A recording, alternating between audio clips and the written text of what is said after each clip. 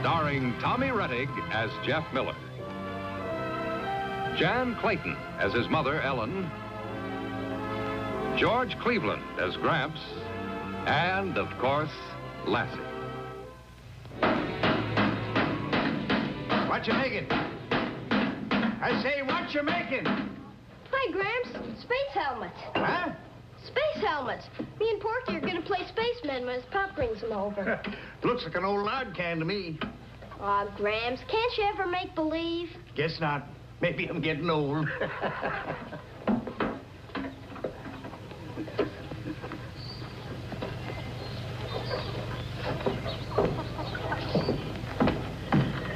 Sweet corn. Coming good. Oh, thank you, dear. Oh, say, if you've got a minute, there's something I want you to do for me. Now, wait a minute, Ellen. Don't you try to find any extra chores for me to do today. Remember, this is Saturday. Well, heaven forbid I would do anything to interfere with your Saturday. I was just going to suggest that you taste the lemonade that I made for you and Matt to see if there's enough sugar in it. Oh, well, that's different. Where is it? It's over on the sink. You know, playing checkers is hot work. That's fine, Ellen. Just right. Oh, thank you, dear. You better get out of here before I think of something else that might interfere with your Look, it precious ain't that. But Matt and me have been playing checkers every Saturday for years. Oh, I know, you and Matt. Damon and Pythias of the barnyard. You got no reason to call me names. Oh, Dad. Damon and Pythias were two friends in great Greek mythology. Did they play checkers, too? Oh, get out. Captain the Navigator, come in, please.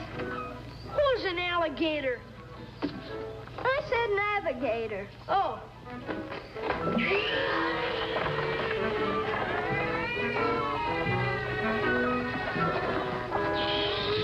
Hey, you got a whole pound to play on. Any reason why you got to pick this spot?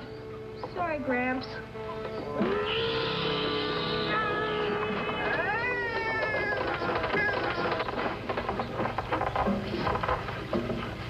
Boy, when they're playing checkers, the whole world's got to stop. You're not kidding. You'd think that they were playing for $1 million instead of 10 cents a game. You did that on purpose. I did not. You did. You didn't know the next move to make, so you bumped the board. I never touched it. You knocked it over with your knee. I don't give a hoot about the dime, but I... No more than your right arm. Look who's talking. You're the cheapest checker player in 7 counties. But I don't cheat. You call me a cheater? If the shoe fits, wear it. Look, I don't take that kind of talk. What's going on out here? What's all this about? He saw I was cheating, so he gets over the checkerboard. One at a time. Oh, I got nothing to say. I wouldn't lower myself. My father always used to say, never get in a spitting contest with a skunk. Why, you overstuffed rhinoceros, you? Now, stop it, both of you. Stop it. Aren't you ashamed of yourselves, fighting like a couple of children and in front of the boys? It's all right, Miss Miller. We don't mind. Come on, Sylvester. We're getting out of here. Oh, gee, Pop, I don't want to go. You heard me. This ain't no decent atmosphere for no honest boy. From now on, you're not to set foot on this place. But, Mr. Bruce, You keep quiet and go ahead. Get off my property.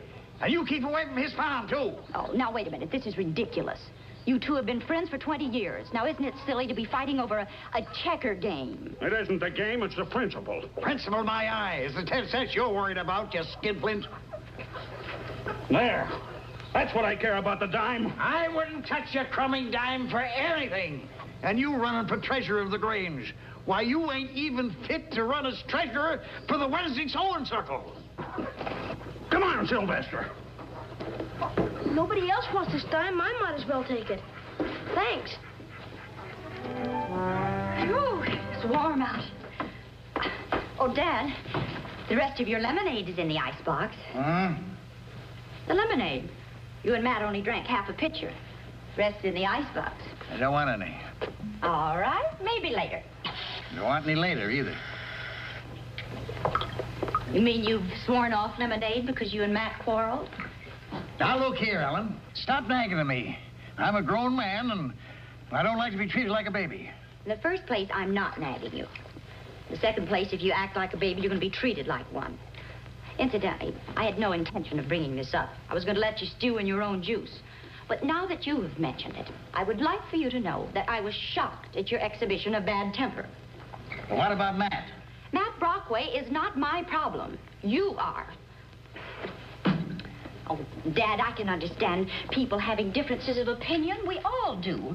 But to almost get into a fist fight with a man you've known all of your life over a silly checker game. It wasn't silly at all. Oh, pardon me. It's the most important checker game in the world. The fate of the universe hung in balance. Civilization waited with bated breath. Oh, now you're talking foolish. Am I? No more foolish than you and Matt standing out in that yard shouting at each other like a couple of fat fishwives. Well, he's more fat than I am. Maybe. Around the middle. And just what is that supposed to mean? What do you think it means? Well, if it means what I think it means, it ain't funny. Oh, Dad is not supposed to be funny. But really, Matt was your guest. Now that you've calmed down a little bit, well, the least you can do is call him and apologize. Me apologize to him? Now, don't fly off the handle. Oh, Dad, do it for Jeff if you won't do it for anybody else. What's Jeff got to do with it? He and Porky are the innocent victims. Poor Jeff's been mooning around here like a sick calf with nothing to do. Well, I'll find something for him to do. The corn needs hoeing, the wood needs stacking, and the garden needs weeding. Now, where is he? Oh, I don't know. He came in here a little while ago to get an apple, looking like he'd lost his best friend, which he has. Now, why should he have to suffer for something that you did? Listen, I didn't do anything. He knocked over the board on account of... I know. Oh, Dad, what difference does it make? You and Matt have been close friends for 20 years. Well, we're not good friends anymore, not on account of the names he called me. What about the names you called him? Well, his was worse than mine. Oh. Now, you don't have to shake your head. I'm doing what I'm doing, and I'm going to keep on doing it, that's all. You won't call Matt? No, I won't.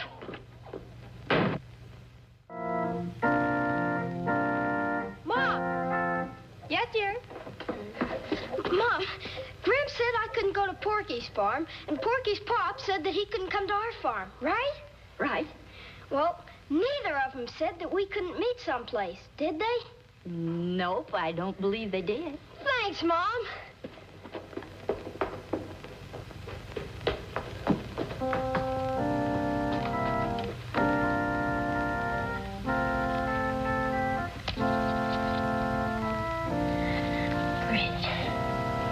Bridge.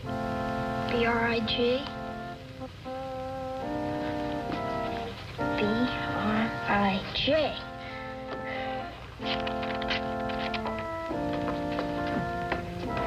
Here, Lassie, take it to Porky. Go on, Lassie, Porky.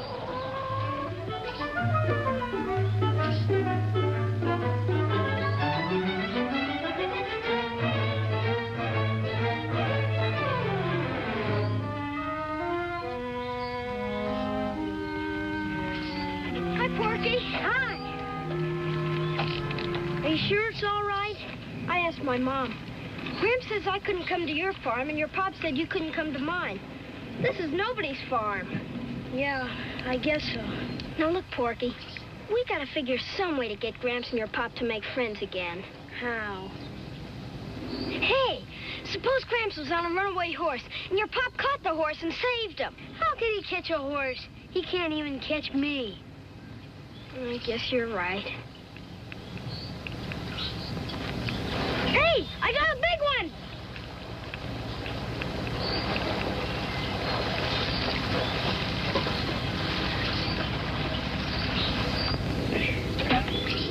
It ain't a fish, but it's big.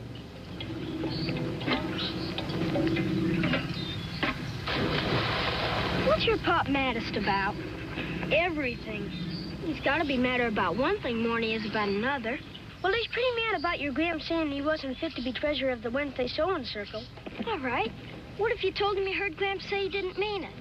First, I get my ears boxed off for being near enough to your Gramps to hear it, on account of I'm not supposed to set foot on your farm.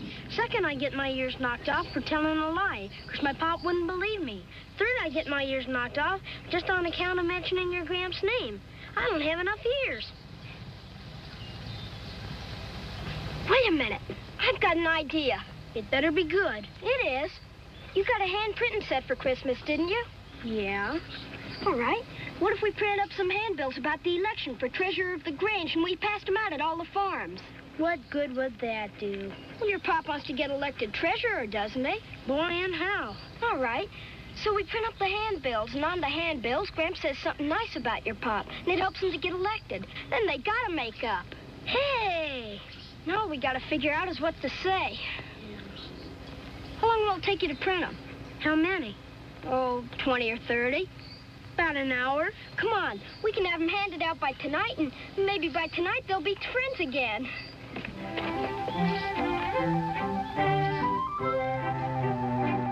Hi, Mom. Hi, sweetie.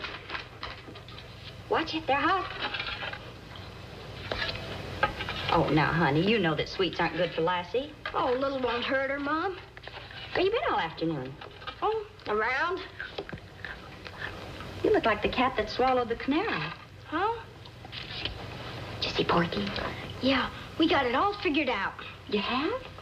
By tonight, Gramps and Porky's pop will be friends again. Oh, that's wonderful. How'd you manage it? You'll see.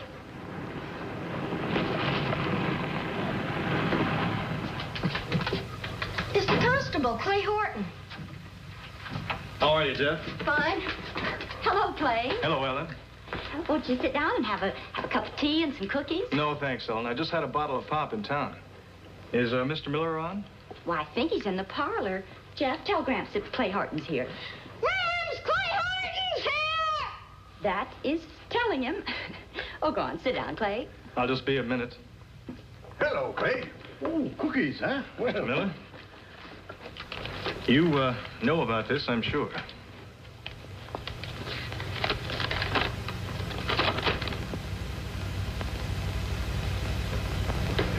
Where'd this come from? Well, what is it? Where'd it come from?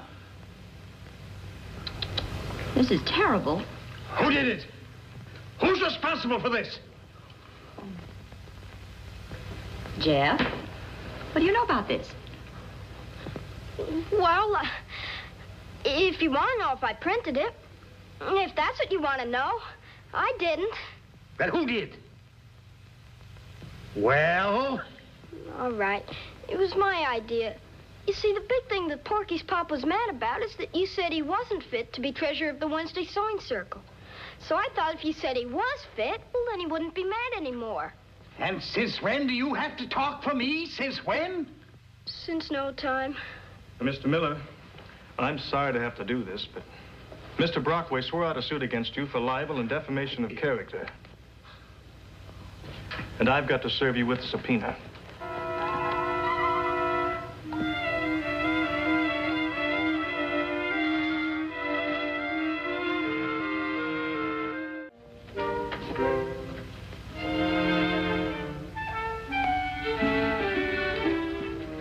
Oh, something here for you.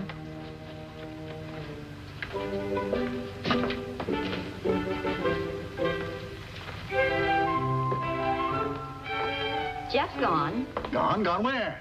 Well, I don't know what your note says, but I think you'll find that he's run away from home. I'm not supposed to, but I'll read you mine. Dear Mom, I'm not really running away, so don't get worried. Porky and me are just going to hide in Tucker's woods till Gramps and Mr. Brockway come get us.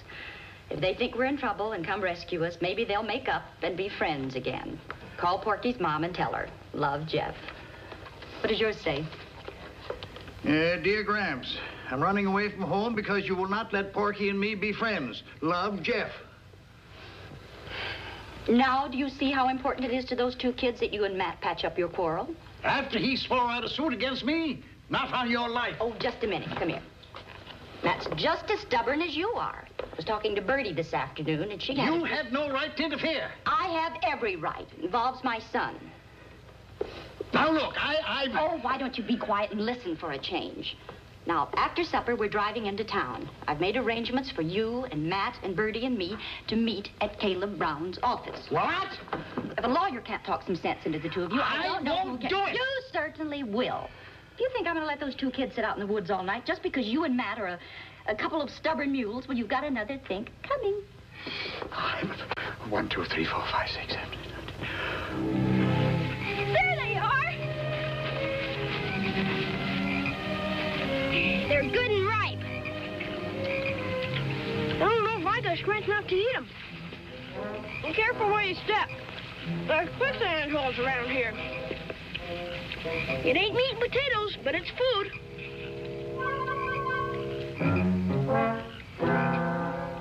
Won't do no good, Ellen, going to kill him, I'm telling you. Let me be the judge of that, and I'll drive. You move over and growl into your beard. I ain't got no beard. Maybe you should have. Give you something to growl into.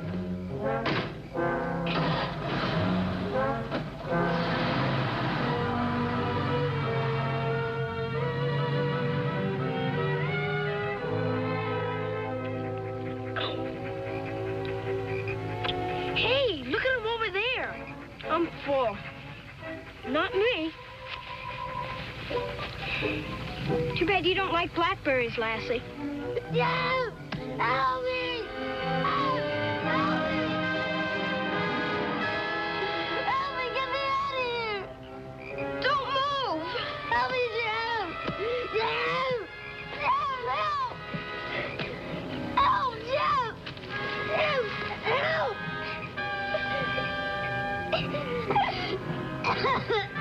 Can't pull you out!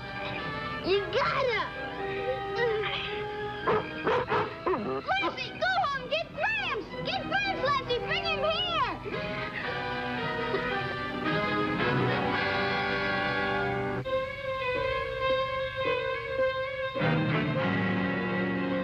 I can't pull you out. I can't.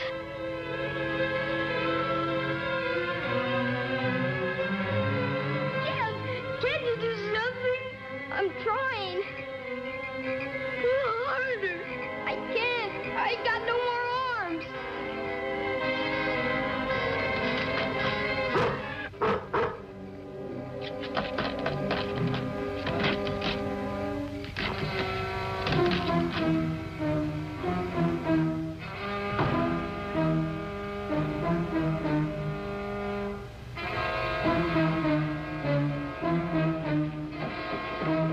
Yeah, pull me out.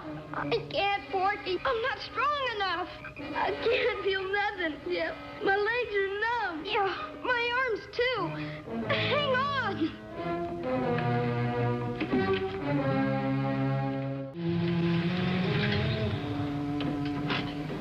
You are, without a doubt, the stubbornest man I have ever met. I ain't no more stubborn than Matt Brockway. Well, the two of you make a fine pair.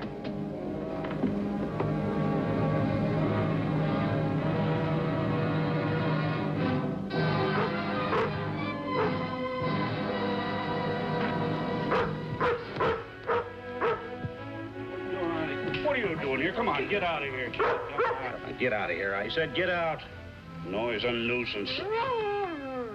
Just like another Miller I could name. For land's sake, whatever's going on The here? confounded Miller dog. She's trying to say something to you. She wants you to follow her. I ain't interested in what she wants. Matt, sometimes don't you realize the only time that Jeff is separated from that dog is when something's wrong? And your son's with Jeff. Now, you sit right out and see what the dog wants. And I'll phone Ellen. You want me to go with you, girl? I know what you mean. I don't know what to think either, Bertie. Birdie, Brockway. Now, what kind of a scheme are you two cooking up now? Go ahead, Bertie. I'm listening. All right. Yes, I'll tell Dad. He's here right now. Look, I ain't interested in anything a Brockway would say. Lassie was over at the Brockway farm without Jeff. Oh. She barked and pulled at Matt until he followed her. I wonder what them two kids are up to now. I don't know. Look, Jeff's note said Tucker's Woods, didn't it? Okay, you stay here.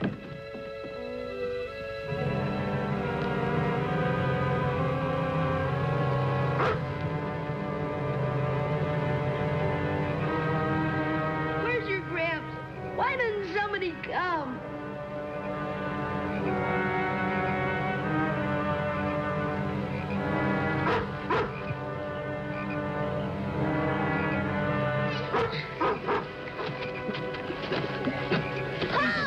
Easy, son. Here, Mr. Brockway. Take it easy, boy. We'll get you out. All right. All right, man. Don't give your hand here.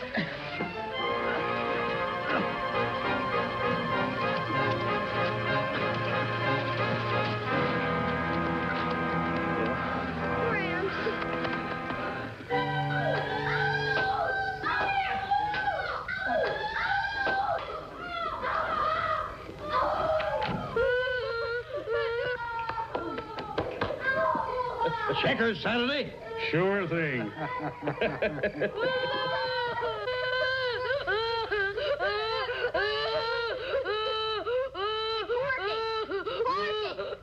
Did your pop really wallop you? No, he made believe, but he didn't want your Gramps to know. Yeah, same deal here.